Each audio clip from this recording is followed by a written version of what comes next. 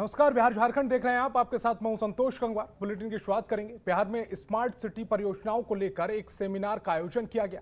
बिहार के उप मुख्यमंत्री और नगर विकास मंत्री ने सेमिनार का उद्घाटन किया। आपको बता दें कि कार्यक्रम में पटना और बिहार के कई शहरों में चलने वाली योजनाओं पर चर्चा की गई। डिप्टी सीएम तारकिशोर प्रसाद ने बताया कि बिहार में स्मार्ट सिटी परियोजना को तेज गति से लाने की पूरी कोशिश की जा रही है और जल्द से जल्द प्रधानमंत्री नरेंद्र मोदी का सपना साकार होगा।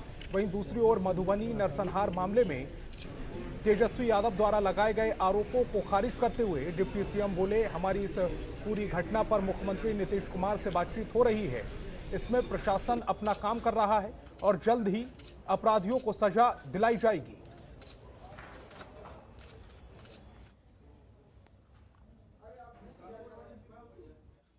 लगा कि दो मुख्यमंत्री हैं बिहार में और वो पीड़ितों से मिलने अब तक नहीं पहुंचे हैं। देखिए, हमारे भारतीय जनता पार्टी के वरिष्ठ नेता नीरज कुमार सिंह बबलू और हमारे मंत्रिपरिषद के सदस्य हैं, उन्होंने जाकर वहाँ सारी चीज़ों को देखा है, प्रतिवेदन भी दिया है और माननीय मुख्यमंत्री जी और हम लोग लगातार देख ही रहे हैं कि उसका अनुसरण कर रहे हैं और उस पर कार्रवाई भी हो रही है।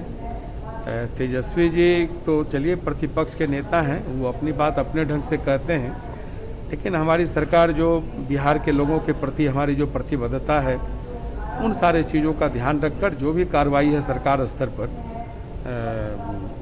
उसको हम सब। होली के दिन मधुबनी जिले में एक बीएसएफ जवान सहित 5 लोगों की हत्या पर बिहार में राजनीति तेज हो गई है। विपक्ष लगातार बिहार सरकार और मुख्यमंत्री नीतीश कुमार पर हमला बोल रहा है। इन सबके बीच नेता प्रतिपक्ष तेजस्वी यादव ने एक बार फिर से मुख्यमंत्री नीतीश पर हमला बोला है। तेजस्वी यादव ने कहा है कि लोग मर रहे हैं और मुख्यमंत्री ने अब तक कोई प्रतिक्रिया तक नहीं दी है। उन्होंने कहा कि 5 लोगों की हत्या हुई है, लेकिन नीतीश कुमार का एक भी पुलिस वाला पीड़ित परिवार से नहीं मिला। उनके परिवार को अब तक सुरक्षा नहीं दी गई है। बिहार पुलिस पूरी तरह से जेडीयू की पुलिस बनकर रह गई है।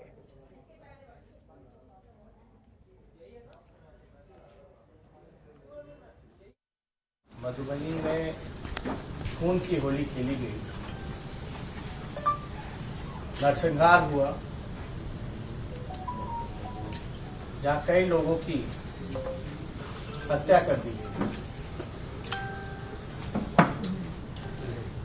हमने पहले भी कहा था कि बिहार पुलिस जो है वो जेडीयू पुलिस बनकर के रह गई है। बिहार की गलियां, चौराहे, सड़कें,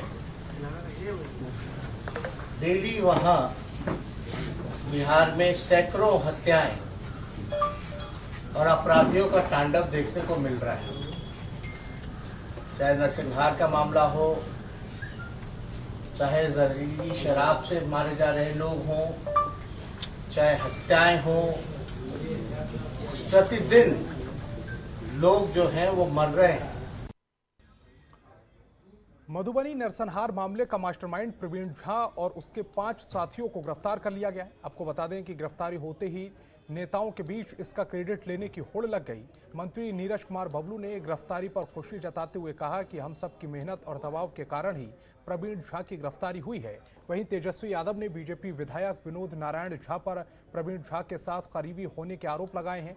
इसी पर विधायक विनोद नारायण झा के दबाव बचाव में उतरे मंत्री नीरज कुमार बबलू ने कहा है कि कौन लोग इसमें शामिल हैं, ये जांच का विषय है। नेताओं के साथ सिर्फ फोटो खिंचवा लेने से इसमें नेताओं की भागीदारी साबित नहीं हो जाती।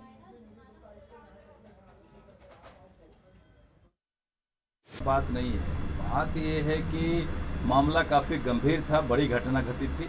मेरे संज्ञान में आए तो मैं तुरंत वहाँ गया और अधिकारियों को निर्देश भी दिया कि अविलंब गिरफ्तारी करें और गिरफ्तारी हुई है। सरकार का काम हुआ है और हम समझते हैं कि पुलिस प्रशासन के लोग जो आए हैं हरकत में और अविलंब गिरफ्तारी हुई है, तो इसके लिए धन्यवाद के पात्र हैं।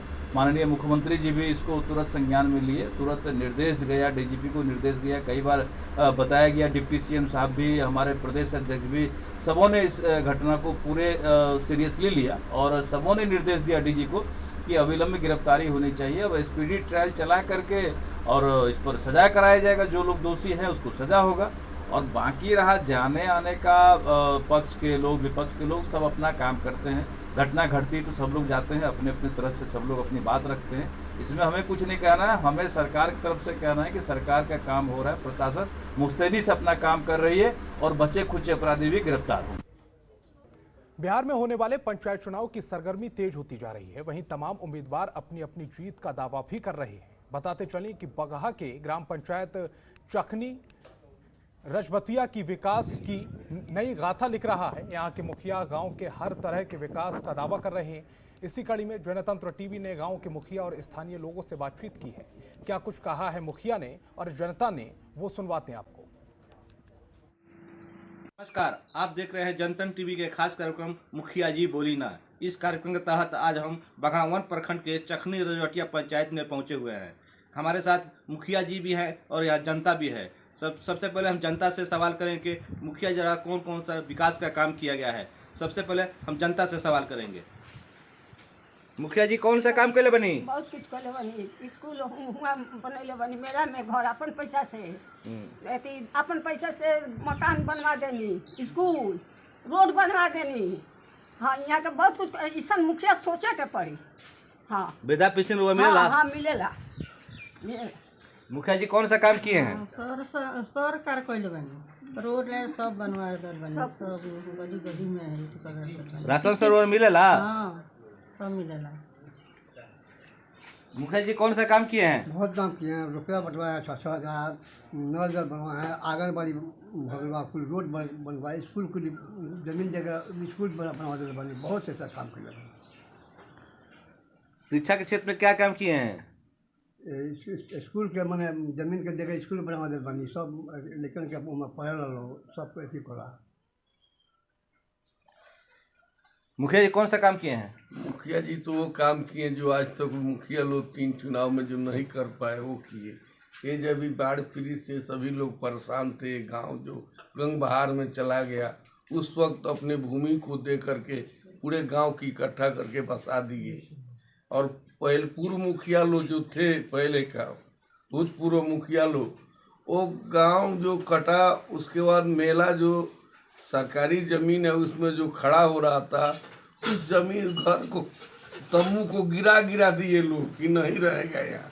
लेकिन उस पीरियड में भी अपने ज़मीन में रखवाए और बाढ़ पीड़ित हटने के बाद अपने ज़मीन दे करके और स्वयं गंगा जी के नॉर्थ साइड में, उत्तर साइड में ज़मीन दे करके मस्जिद और स्कूल सब कायम कराए और पूरे गांव को इकट्ठा कर दिए। ये तो बहुत मैंने अच्छा काम किए। अब हम बात करेंगे मुखिया जी से। मुखिया जी 5 साल में इस पंचायत के लिए कौन कौन सा काम किया गया है? मुखिया जी इस पंचायत के लिए कौन कौन सा काम किए हैं? पंचायत में तो सरकारी योजना से जो काम हुआ है वो तो हुआ ही है। मैं अपने स्तर से भी बहुतों को अपने ज़मीन में बसाया हूँ।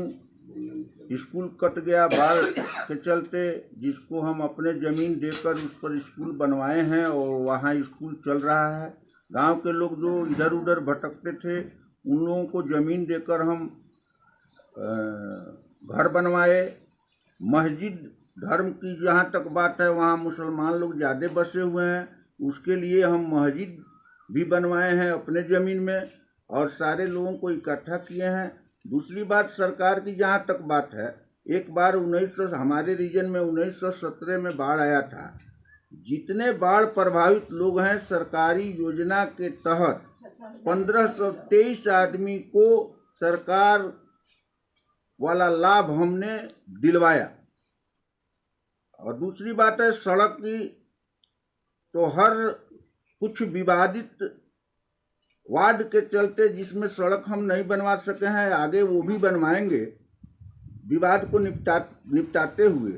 बाकी सारे वार्डों में मैं सड़क और नली गली का काम कराया है और 14वें वार्ड में जल नल का जो महत्वाकांक्षी योजना है, उसके तहत हम सबको 14वें वार्ड में पानी पिला रहे हैं। कोरोना के क्षेत्र में क्या काम किए? कोरोना के क्षेत्र में हम काम किए कि मास्क और साबुन बंटवाए और हमेशा तत्पर रहे, लोगों को बताए कि मास्क पहनिए और सोशल डिस्टेंसिंग का पालन कीजिए। मुखिया जी द्वारा विकास तमाम दावा किया गया, उनकी दावा में क्या सच्चाई है आने वाला चुनाव ही बताएगा। जनतन टीवी के लिए परवेज आलम, बगहा। खबरों के निष्पक्ष विश्लेषण के लिए सब्सक्राइब करें Jantantra TV and press the bell icon. Never miss any update.